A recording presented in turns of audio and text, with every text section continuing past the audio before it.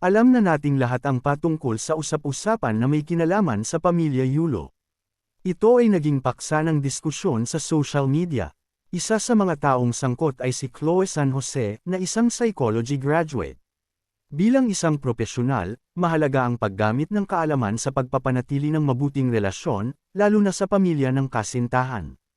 Sa isang relasyon, mahalaga ang pagkakaroon ng maayos na komunikasyon at respeto sa pamilya. Ang isang magandang relasyon ay binubuo ng pag-unawa, pakikipag-usap ng bukas, at pagpapakumbaba. Sa halip na magtayo ng pader sa pagitan ng mga tao, mahalaga ang pagtatayo ng mga tulay upang mapalapit ang mga ugnayan. Tungkol naman sa relasyon ng magkasintahan, napakahalaga ang respeto at pagsunod sa mga aral ng tamang pakikitungo sa kapwa. Sabi nga sa Ephesians 6:1, mga anak, magsitalima kayo sa inyong mga magulang sa Panginoon, sapagkat ito'y matuwid. Ang pagmamahal at respeto sa mga magulang ay isang mahalagang aspeto ng isang malusog na relasyon.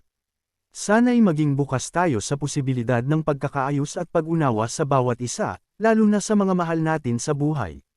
Ang pagkakaroon ng pagmamahal at respeto ay laging magdudulot at nag-aani ng kapayapaan at kaligayahan sa mga relasyon. Sana'y sa huli, lahat ay magkaroon ng pagkakataong magkaayos at magkaintindihan. Kung nagustuhan niyo ang video na ito, huwag kalimutang mag-follow, like, comment, at share para lagi kayong updated sa mga susunod kong uploads. Maraming salamat sa inyong suporta.